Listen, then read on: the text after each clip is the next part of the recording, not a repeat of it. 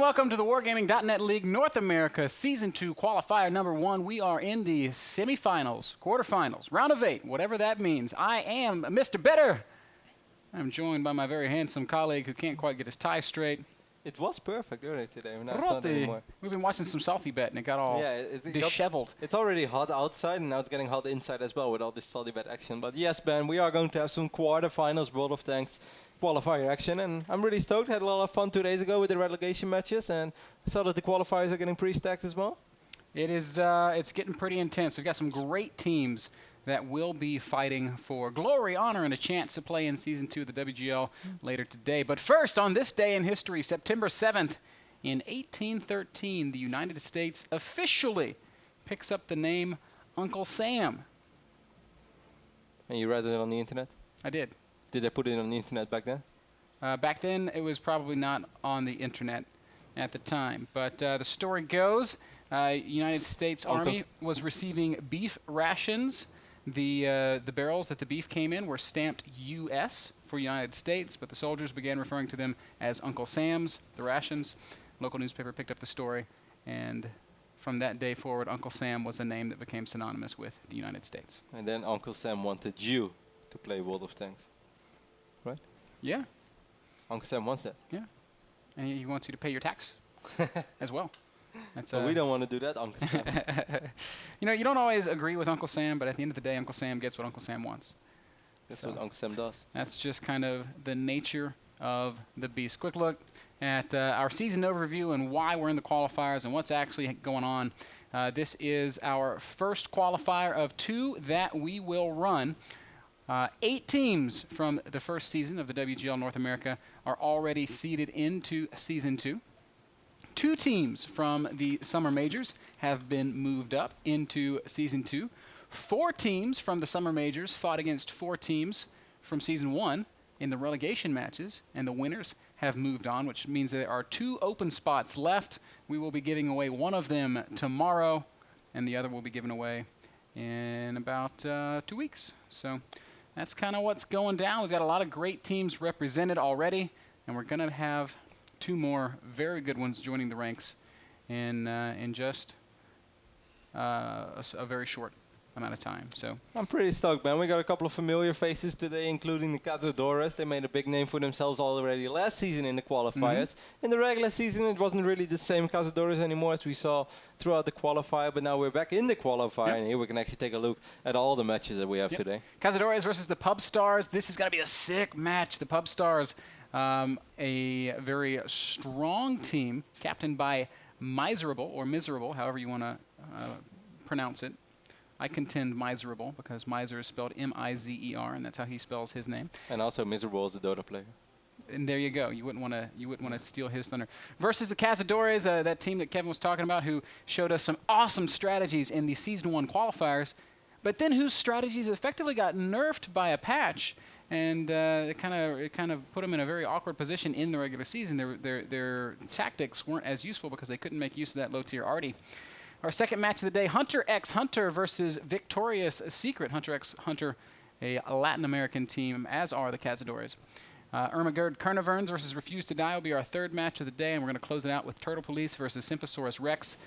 Tomorrow, there will be 4 teams left, and then later tomorrow, there will be only 1, because our final day of Qualifier 1 play happens, of course, on Sunday. So lots of great games, great matches to look forward to. I want to invite everybody, please, to get involved in that conversation. We'd like to hear your predictions, know your thoughts about what you think is going to happen here in the WGL. That's twitter.com/WGLNA. Send us your tweets. Let us know who you think is going to take it. You can go over to our Facebook page, facebook.com/WGLNA, and post there.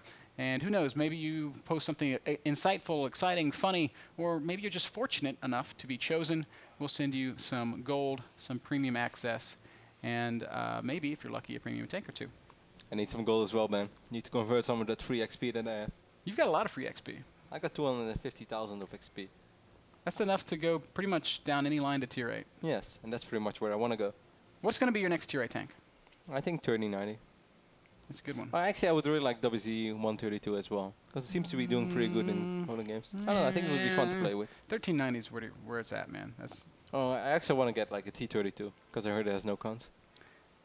You know, I have a T-32. I like my T-32. I don't believe that it has no cons. I think I it's like the TS7 tank as well. The T-29. T-29 is legit. It's so OP. The thing about the for its tier. T-32 is occasionally when you'll be rolling that T-32 and you'll be placed with tier 10s, and that's just Yeah, but that's what I have with my IS-3 as well, and that's what you're gonna get with your 1390 as well.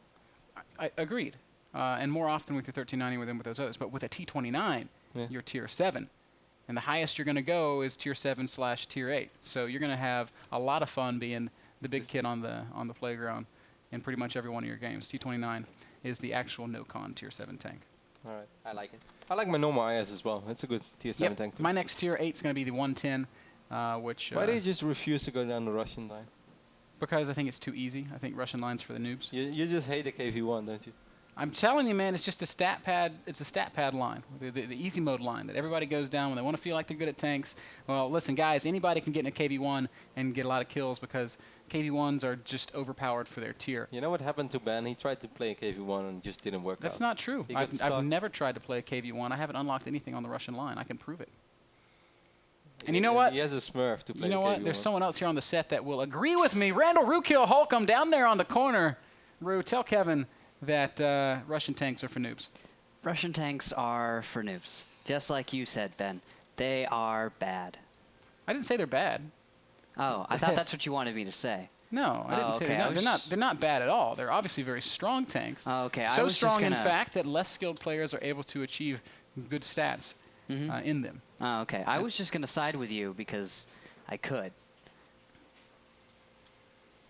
I don't really have that strong opinion either way. I think every tank is special. No. Yeah. Like all of your children are special? Well, I don't have any children. That's what you think. I could go, please don't tell me anything. Randall hanging out with our... We got a Christmas gift for you right now. Oh, God. So Randall, our audio engineer, Mickey, and Roddy like to hang out together, and sometimes they come back with illegitimate children. That's the whole story. I didn't know about Not that. real children. We're talking about teddy bears. Of course. So we're still waiting for our first match to start, but it's going to be the Cazadores against the Popstars, correct? Yep, we can see that the players are in the training room now, and the first map is looking like it's going to be Insk. We'll be jumping into that game in just a moment. Before we do that, let's take a quick look at the rule format for our... Hey, Randall. for our 742. Randall, talk us replay. through. Because no one knows this better than you do it. Well, a lot of people probably know it better than I do, but for everyone watching, maybe I'm pretty good. But 7 players per team with 42 tier points to work with. Every tank is worth a point per tier. So a tier 8 is worth 8 points. A tier 1 is worth 1. You guys can figure it out probably all the in between. And we have a max of tier 8, so no new tier 9s, no tier 10s. And it is a best of 5. Every match is a best of 5, or we could say first to 3. Which we saw complete 3-0s yesterday. Those were very interesting to watch. Yeah, there was a lot of one-sided games yesterday, and that's exciting for me because it means a lot of good teams move forward. As every match yesterday was between capable teams, and for the match scores to be so one-sided, it really implies that the games today should be phenomenal. I'm really excited. The Popstars, a team that have shown, honestly, dominance throughout the first qualifier. They've looked pretty untouchable. The Cazadores are a team who have played in the WGLNA in the past. They are a very high-level team. I think they should match up nicely. And Ben? And they have the I'm just having fun with this. And they have the best light tank player in the league as of last season. That is, of course, Kufo. Kufo, a Brazilian player? No, that can't be right because he speaks Spanish and not Portuguese. Oh, really? Mm-hmm. I thought he speaks Portuguese. No, I think he's Argentinian. Argentine? Argentine. In Dutch we say Argentine. So if we translate it literally, it would be Argentine. You know, that's how Dutch people translate stuff when they don't know the word of it. It's like, we give an English touch to it and hope it's right. Kufo played in the league last year, regardless of where he comes from. And his stats reflected that he is overwhelmingly the best light tank player in the league. He had the most spotting damage by a large margin. He had, on average, the most damage per spot by a large margin, meaning when Kufo sees somebody, they are going to blow up, versus if a light tank player just randomly drove into the enemy team, they would spot all 8 tanks, but would then be immediately killed, and very little damage would be dealt to those 8 tanks that they spotted. That wasn't the case with Kufo. He had a very long life expectancy, lots of damage per spot, lots of overall spotting damage, second highest capture points in the league, and also performed well above average when he was in his 1390s or his WZ-132. So a phenomenal player in Kufo, and presumably a good leader and shot caller, as he's managed to bring a team into the league once before. I personally also really like Logos. I think he's a very solid IS-3 player. Maybe not that one that really stands out, one of the absolute best in the league, but he's also not at the bottom tier of the league at all. He's just like this solid IS-3 player, which you would love to have on your team, because you know he's always going to do his damage. You know he's going to have his good rounds. Sometimes, you know, it's up to 2,000 damage, but on average he will always land 3-4 shots. You really, really see Logos die without landing a single shot, like almost never. Of course, that should never happen anyways, but... That's very true. That is extremely true. Alahim Arabim also in there. Pollen's another familiar face. And we also know that... yeah, Cess also back. We also know that a few players from last season's Cazadores team have moved over to another team playing in this qualifier. I want to say that it's Hunter x Hunter. That's correct. Okay, so I am correct. Yeah. So Cazadores... representing 2 teams who have gone deep in this qualifier. That's pretty fantastic. Cazadores is a large Latin American clan. They have multiple teams that they have built out of their clan members, and are well represented here in this first qualifier. Yeah, I think the South American scene has always been a really interesting one. I personally have a different background where I used to play from Warcraft 3, and they also had like their local teams, and those guys were surprisingly good. Of course, they have to deal with some latency issues in almost every single game they play, because they're not often like dedicated South American servers, so they most of the time they play on North America. They have some latency issues, but they got a really cool scene, and it's kind of like a little old school, kind of perhaps like Eastern Europe, where you still have a lot of, you know, the PC cafes or PC banks, as we like to call them. People just sit there, they either play the MOBAs, or these days they play a lot of World of Tanks. And it's really cool to see that those guys are getting together and play their tanks. So Kevin and I are lucky enough to have had the chance to travel to a lot of these places around the world. And South America is definitely a region where that sort of land center atmosphere is still very popular, where people don't sit at home and play games all day, but rather they congregate at a local pub or just spot. And it's so fun. It's great, man, with PCs and often food and sometimes drinks, and they'll just play all day with their buddies, and it really creates this atmosphere of community, which you don't always manage to capture in North America, for instance, where I might be playing with Randall, but we might be on opposite sides of the country. Yep. You know, Ben, if I grow old and I have a lot of money, my ultimate dream is to have a LAN center like that, but then also have like a club or a bar like in the other room where you have to show ID if you want to go through it and stuff. And on one side you have the kids and also like the grown-ups just chilling. You have screens where you can broadcast esports all the time. So you have an actual bar and you have an actual LAN center. Oh, how amazing would that be? Homie, I'll go in halvesies with you, but we're going to have to really think we're going to have to save a little bit about location, because it's going to be hard to make that model work in the US. You know, it is possible. I think maybe in New York, Manhattan. Maybe open up the wallet, Ben. I heard you're financially independent. Maybe a place like Toronto or Montreal, where we know there's a lot of esports following. In I think something like that is so cool, though. We used to have something like that in my hometown in Rotterdam, but it was a very small scale, and it wasn't the real bar. It was more like a snack bar where you could buy your Snickers or your chips or whatever. But it's really cool, and it's so much fun to still see that is still like a successful model in some parts of the world. Unfortunately, where I lived, it didn't really work out in the long run. But I think it's great, and whenever I see one of those places, I always walk in. If you guys are ever just traveling around the world and you see one of those local PC banks, check it out. Certainly in South Korea, it's still a really, really big deal. But other places around the world every now and then as well. It's fun. You should definitely check it out. Yeah, it is really, really phenomenal, and still wildly popular in Asia, Eastern Europe, and South America. So if you're ever traveling in those regions, ask your cab driver where the nerds hang out. I think it would be really cool to just do it in the South as well, like just on a Texas farm in the middle of nowhere. Oh man, as somebody who grew up in the South, I don't know it's gonna work. How well that would work out. But it would be so much fun whenever you have your own little community.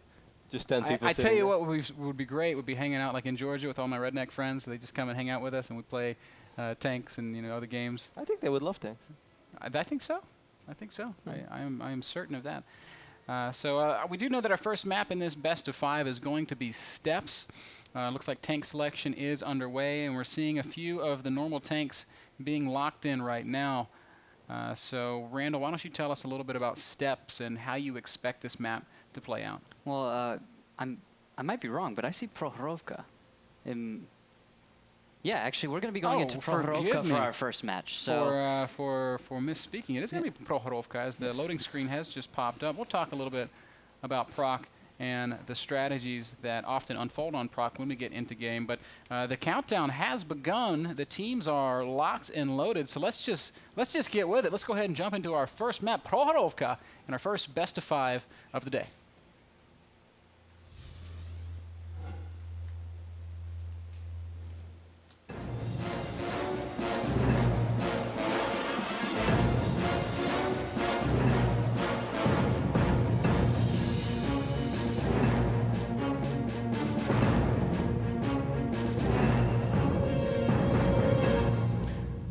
All right, gentlemen, here we go. It's the Pub Stars versus the Cazadores, and it is Prohorovka, as Randall had pointed out to us. And what tanks are we seeing, Kev? Cazadores is spawning on the north side as the blue team with 3 T-69s and 2 AMX 3090s, so a full all-order lineup for them. And on the other side, it's almost the same, but they have 3 3090s and 2 T-69s. Randolph, you have to pick either side. Which side would you rather be on? I really don't know for this one. It's just so crazy because right at the beginning we have a huge push out of Pub Stars. I don't know what to expect out of this. They brought 2 T-69s, these 3 1390s going over T-69s. We're moving up to support. I don't know how it's going to work out, seeing as Cazadores have gone with a very far west movement. Oh, they're also exposed. Look how exposed Wick is. This is unbelievable aggression here out of the Pub Stars. Red Paradise driving right over the middle. He's going to push all the way to the flag. Is this well, I guess it's not going to be a fast cap, but they are setting up a big surround on the Cazadores. Logos has already taken over 600 damage. The rest of the Cazadores team being lit up as well. Great positioning for the Pub Stars. What a ballsy push. And Red Paradise now going to start unloading into the hulls of these Cazadores tanks. Both sides have lost tier 8s, and it's the Cazadores who are coming out ahead thus far. Yep, there are 2 tanks kind of zoned out right now. Jamaria is very low on HP. I think he is going to fall. Look at that T1. Iona even tried to do some work. Now just Red Paradise remaining, and I don't think this went very well for the Pop Stars, man. Doesn't look like it. Independent, and that T-69 is still on the ridge in the middle of the map. Red Paradise forced to make a run for it, but it's 18 tier points to 25. With Indy trying to get a little bit of work done. He's still unloading. He's got Kufo in his sights. I don't know if he's going to be able to take him down, but Kufo drops to 600 hit points. One more shot will drop down to 371 hit points. Indy now has to reload. Red Paradise, in the meantime, is running for his life, and down he's going to go, which means Independent, the last man standing, a single T-69 against 2 1390s, and Cess in his T-69. It's highly unlikely, but not necessarily impossible if Indy can get a couple of isolated fights with low HP tanks. Yeah, what a bizarre opening from the Pop Stars. It was so much in the style of what we used to see out of Ermagerd Kernavern.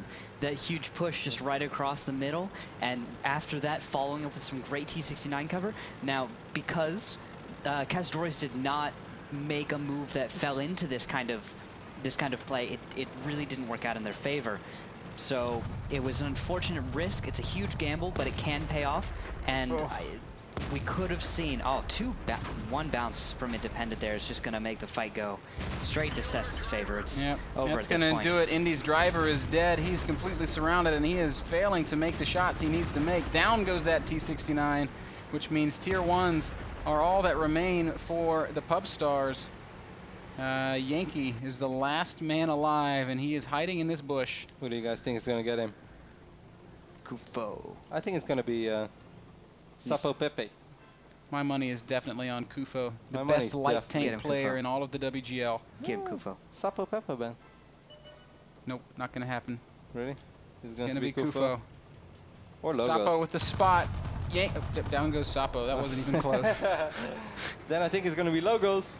Get him, Kufo. Get him. Logos going in for the kill. No, Kufo's zeroing on the target. Oh, Logos missed. Kufo. Yankee got Sapo Pepe. No, Yankee died by it too. Like Kufo. Kufo It was got him? Kufo. Oh, Kufo got the kill. nailed it.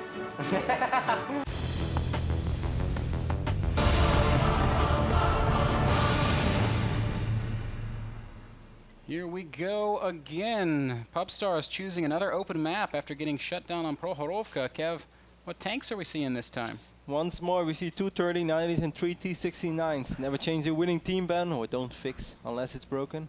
as you like to say. On the other side of the pop sides, we see 2 T69s, 2 3090s, and we see a WZ-132 making its first appearance of the day.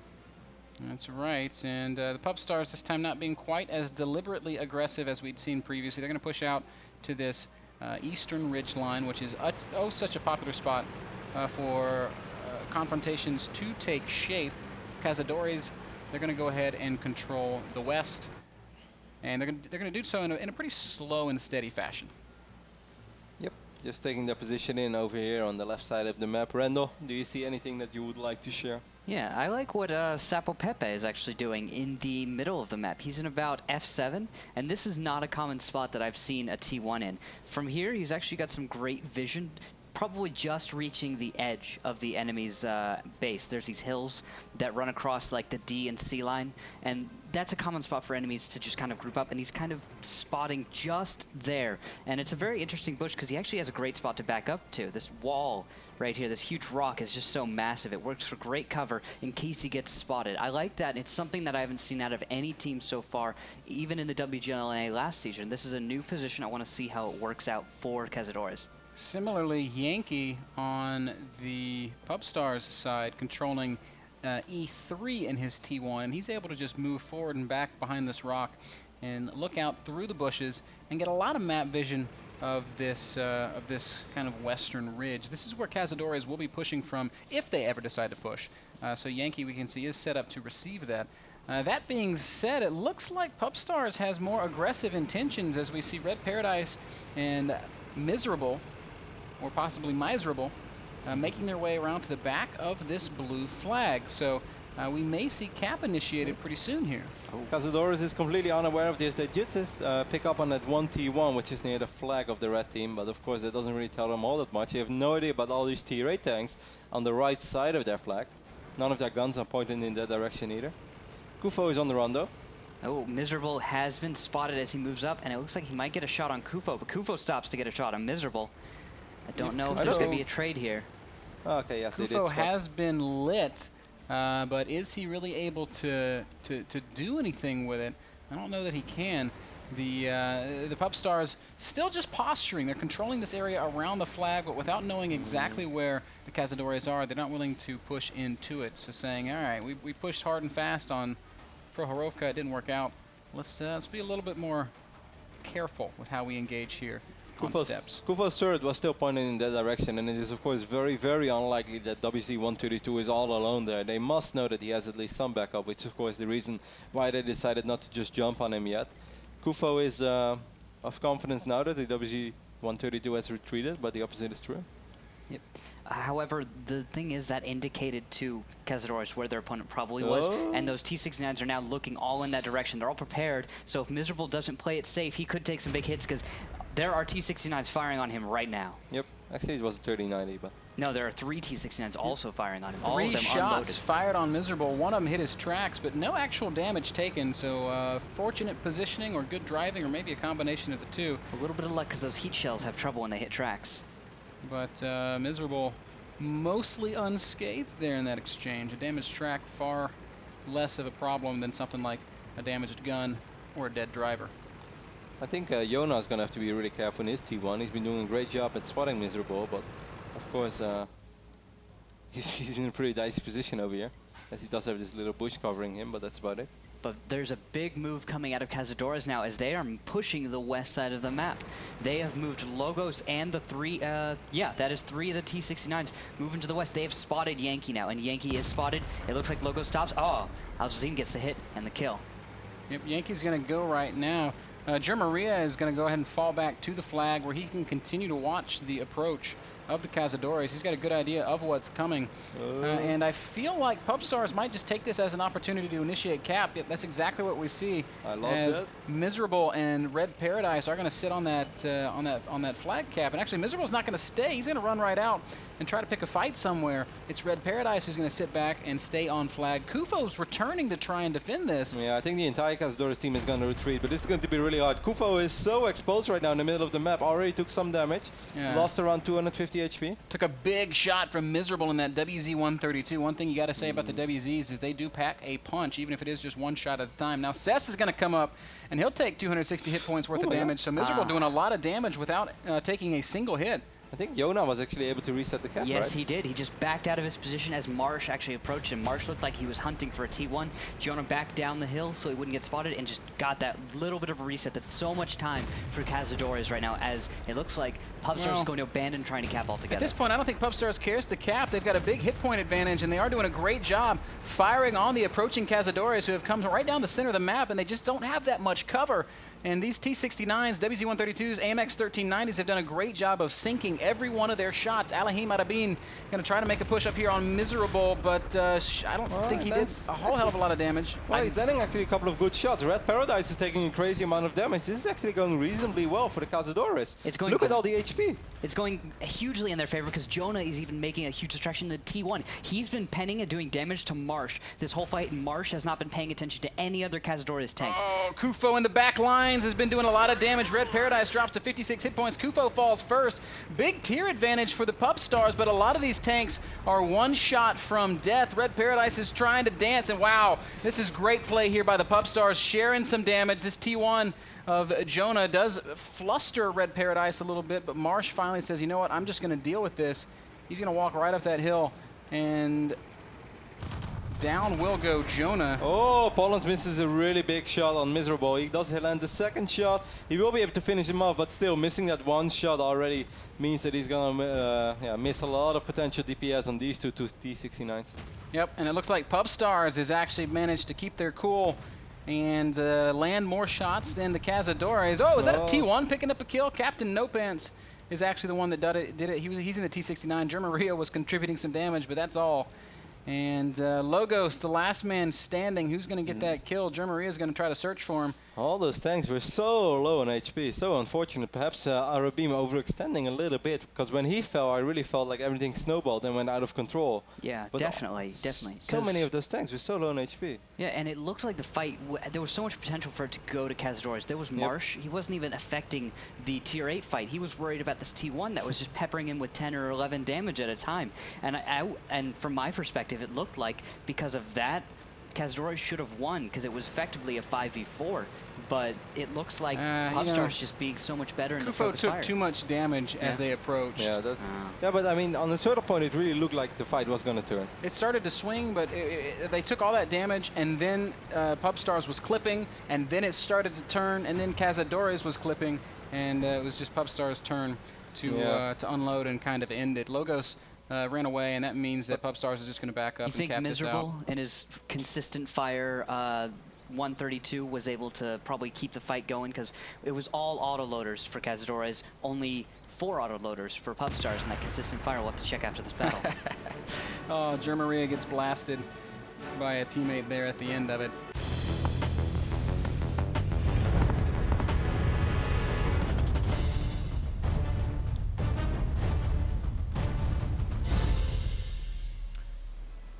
Okay, gentlemen, here we go. What you got, Kev? Once more, the Cazadores spawning on the north side of the map with not a full autoloader lineup, as they have 2 T-69s, 2 AMX-1390s, and they brought out the WZ-132 while they go up against a full autoloader lineup from the Pubstars. And the Pubstars making a very focused push towards that hill. And interestingly enough, it's all T-69s heading to the hill, not a single one of their 13 Oh, Logos, you play. brilliant driver. But you back down. He made there's one small window of an approach. Logos did actually make it, where if you catch enough speed, you could just go right up and ramp, but he backs down after that. Red Paradise could have been a 1v1. But Red Paradise is still in a lot of trouble. He is so trapped. Here comes Logos, here comes Pollens. There's a lot of crossfire coming now. No, but Red Paradise It's worth it. Get the hit. Yep. Go down. Great play there by the Cazadores. The supporting fire of Marsh and Germaria managing to do a lot of damage to Logos and Pollens. However, Jermina took some damage on his own as well. Or Jermaria, I should say, sorry. Germaria. I saw an N that wasn't there. I wanted to call him Jeremiah, but I think it's Germaria. Let's call him Jericho. Who? There used to be a TV series on on a show called Year Ago, and I thought it was really good. Then it got cancelled after one season. That was really sad. I used to watch a show called The OC when I was in college. Thought it was the coolest show ever. All I wanted to do was live in California.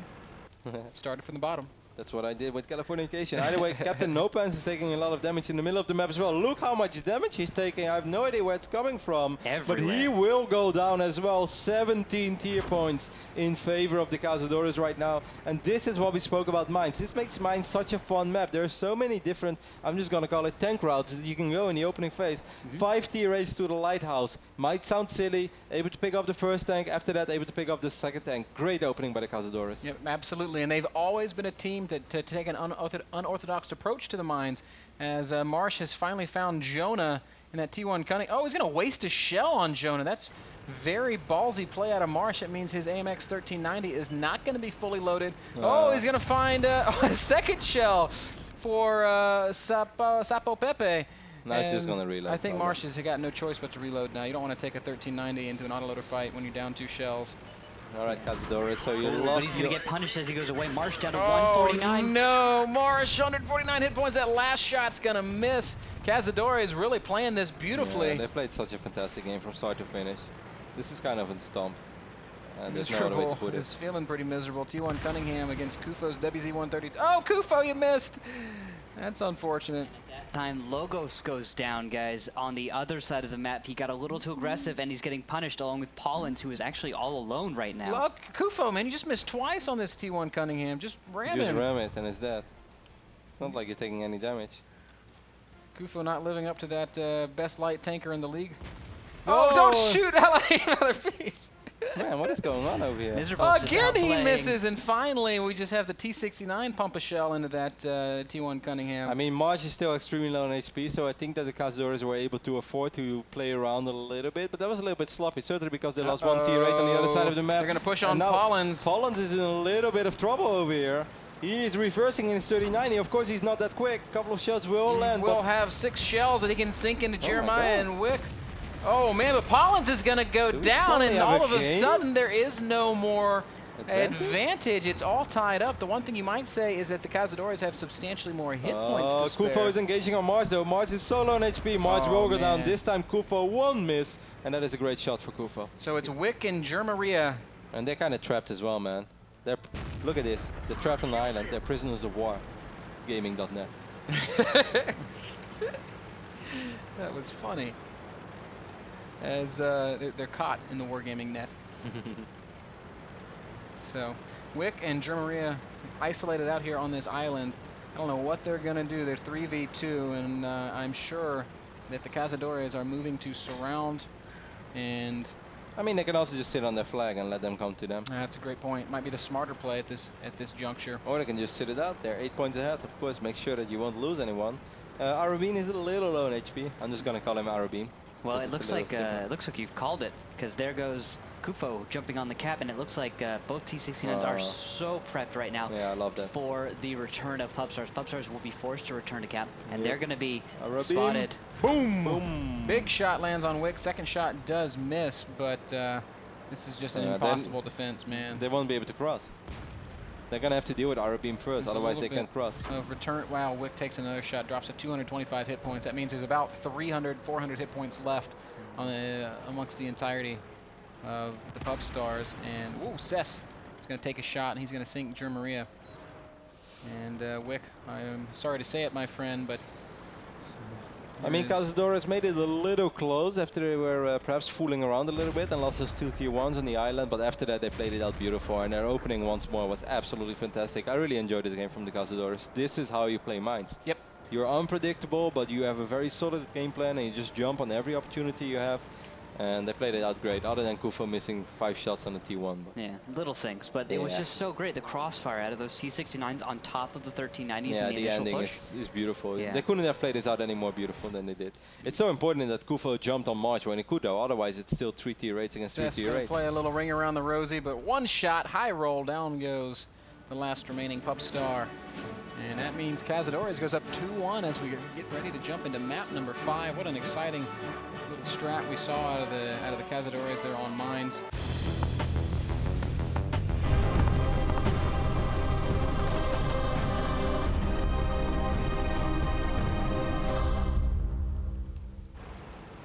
right, here we go.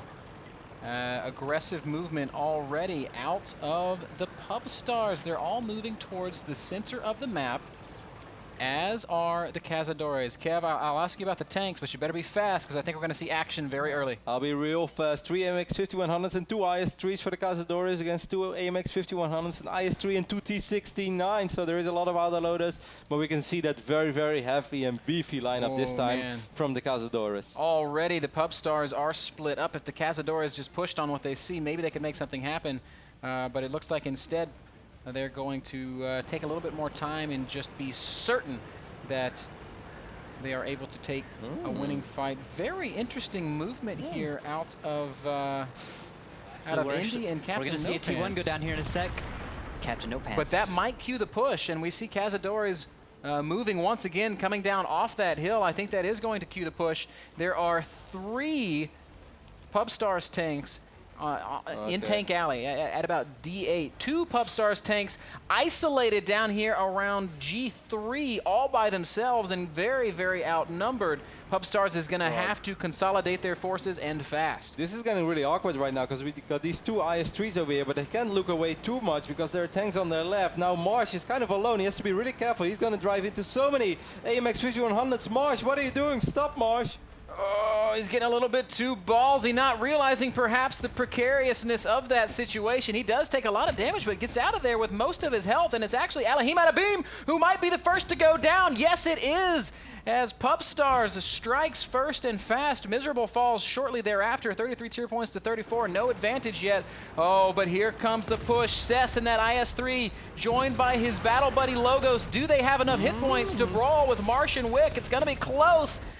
I think maybe Cess in a great position. Will we see 2 big shots? Marsh, 469 hit points. That's he's going to go down on the second shot. Now Wick is 2v1, and this might be enough for the Cazadores. Where is the rest of the Pub Stars? They're fighting their own battle with those 2 AMX 5100s, where Kufo is in the AMX 5100 as well. But look at Cez and Logos doing work. Now even with their backup, they might actually have to retreat. They might be able to pick off Independent as well, though, in the T-69. One shot, Cez.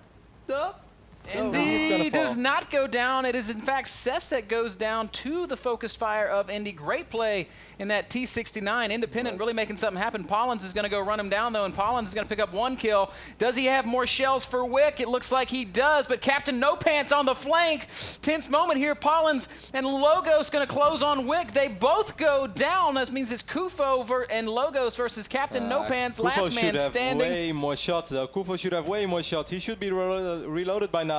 Captain No Pants rolling really low on HP, and Ben, I think we're going to welcome the Cazadores into the semi-finals of our WGLNA qualifier. That's what it looks like. Kufo needs 1 more shot to end it, and down goes Captain No Pants. Yankee is all that remains, and well, if he had 1 minute and 13 seconds, he might be able to cap it out. Unfortunately, this T1 Cunningham is not going to be able to hold up to the focused fire of Kufo and Logos. Cez and Logos did a really good job in the 2 IS-3s. I must say the crossfire originally was really cute, but it was easy to avoid. Like for a split second, Pub Stars actually nice juke. Swing and a miss. Yankees got moves for days. Even doing some damage. But so too does that 5100 have bullets. Down goes the last of the Pub Stars, and the Cazadores upset the Pub Stars 3-2? 3-1. 3-1. 3-1 because one of the maps was a draw. Man, just phenomenal. Absolutely phenomenal play.